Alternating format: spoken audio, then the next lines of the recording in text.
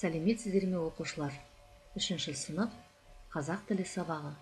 Бөлім атауы атақты тұлғалар. Бүгінгі сабақтың тақырыбы бала Абай. Сабақтың мақсаты мәтіндегі айтылған ойды түсініп, сұрақтарға жауап беру. Мәтінді дұрыс оқу және жанрын ажырата білу. Жіктік жалғауын дұрыс қолдану. Бүгінгі сабағымызда меңгеретін сөздерге назар аударайық.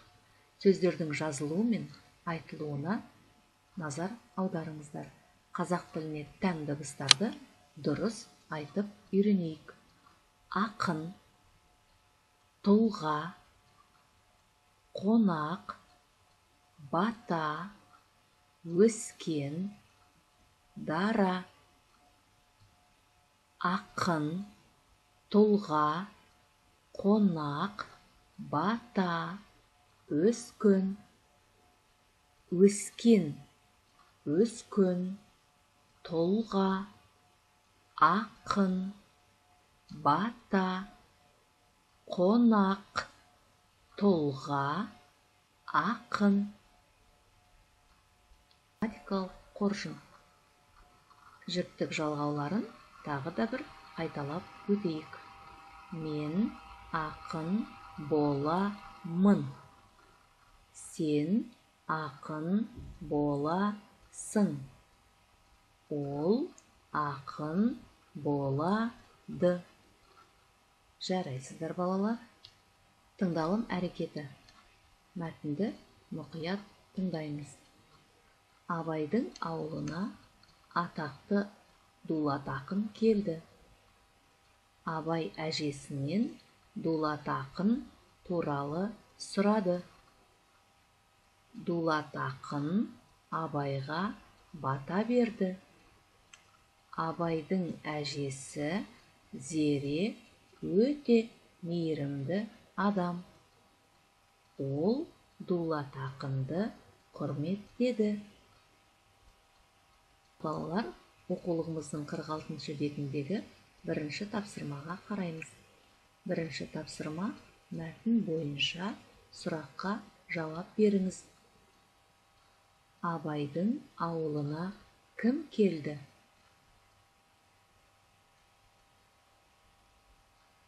Абай әжесінен кім туралы сұрады? Абайдың әжесінің аты кім?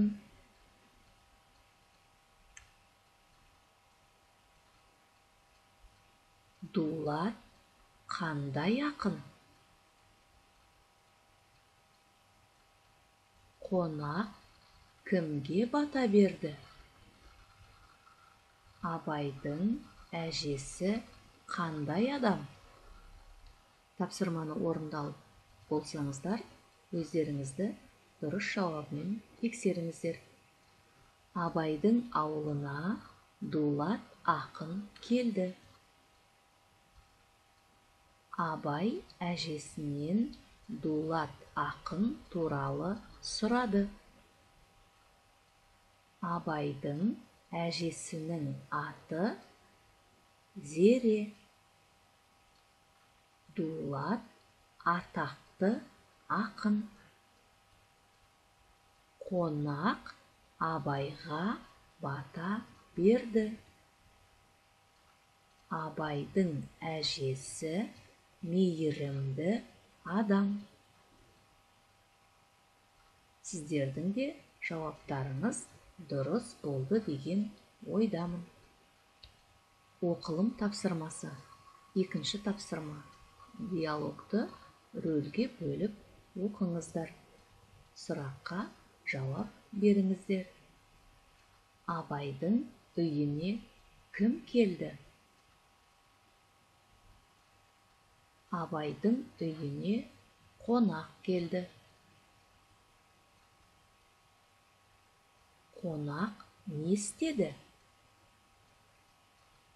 Қонақ ән салды.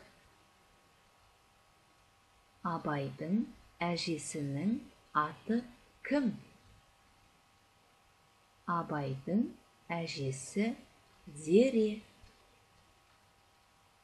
Абай өскенде кім болады? Абай өскенде ұлы ақын болады. Абайға кім бата берді? Абайға Дулат ақын бата берді. Қонақтың аты кім? Қонақтың аты Дулат. Сіздердің де жауаптарыңыздың дұрыс болғанына сенемін.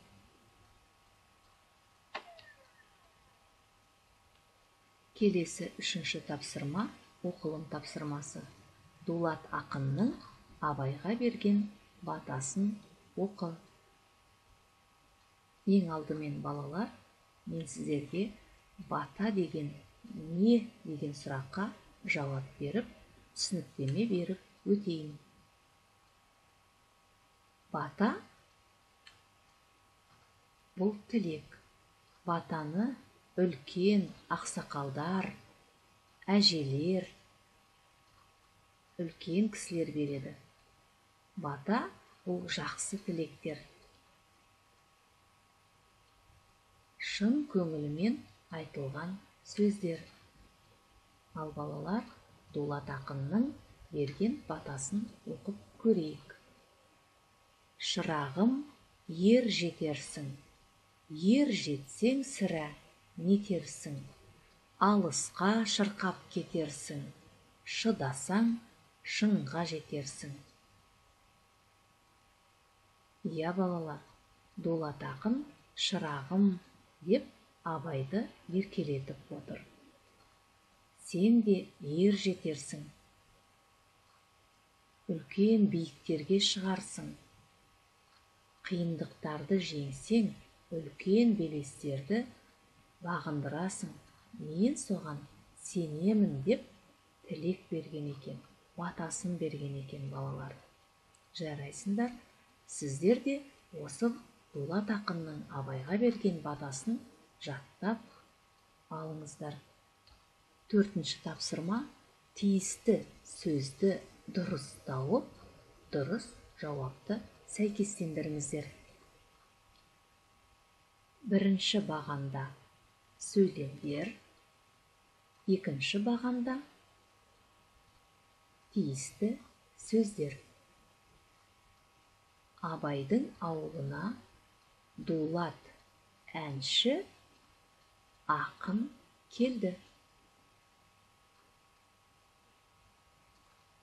Абай Зере әжесінен, анасынан Дулат ақын туралы сұрады. Дулат ақын Абайға ақылын айтты, бата берді. Абай өскенде ұлы ақын, атақты мүсінші болды.